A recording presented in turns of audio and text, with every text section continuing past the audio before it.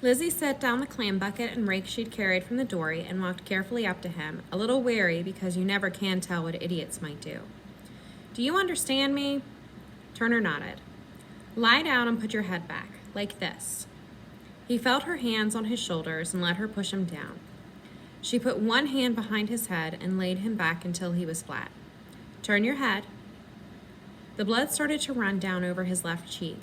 You better now? He was not better now. He would not be better now until he had put this entire state somewhere about 1,000 miles away from him. You talk any? I mean, if you understand me and all.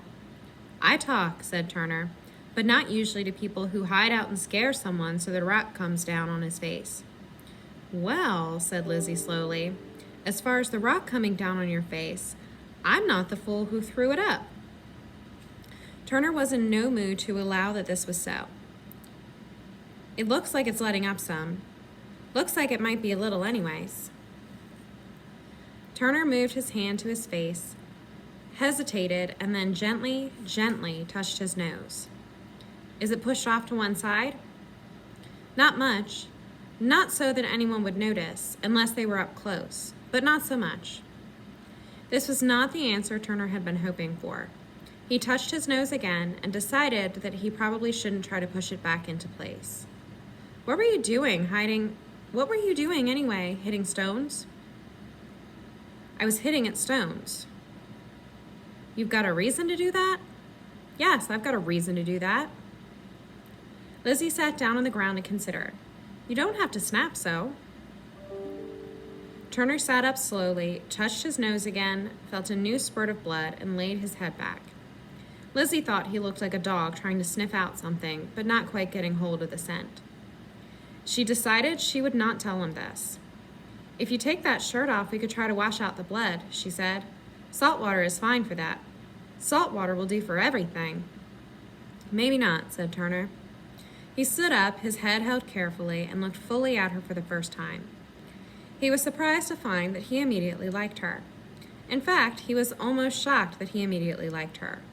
He'd never even spoken to a Negro before, never once, but he liked the smooth, easy way she stood, as if she were part of the contour of the shore.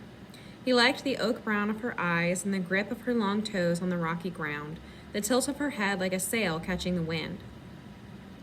She had lit out for the territories and found them, he thought. I could teach you how to do that, she said. How to do what? Get hit in the face with a rock? I don't need to learn how to do that. No, you're plenty good enough at that as it is. I mean to swing a bat, if that's what you're doing. And my name, by the way, is Lizzie Griffin. Thanks, but I already know how to swing a bat. And my name, by the way, is Turner Ernest Buckminster. Doesn't look to me like you do, and I have a middling name too. I do any place where they know how to pitch. And what is it? Well, Turner Ernest Buckminster, your problem isn't the pitch, it's the swing. It's Lizzie Bright Griffin. Then let's see you swing, Lizzie Bright Griffin. She picked up the driftwood branch that Turner had let fall. Pitch one, she said. So he did. The first one was too high and fell short. The second was too long and lobbed over her head. But when Turner got used to the weight, and the third went somewhere in the middle, and Lizzie of the steady eye and firm hand, Lizzie Bright Griffin swung and hit the stone dead center. In fact, every time Turner pitched her a stone within shouting distance, she hit it dead center, no matter how high the arch, no matter how straight the descent.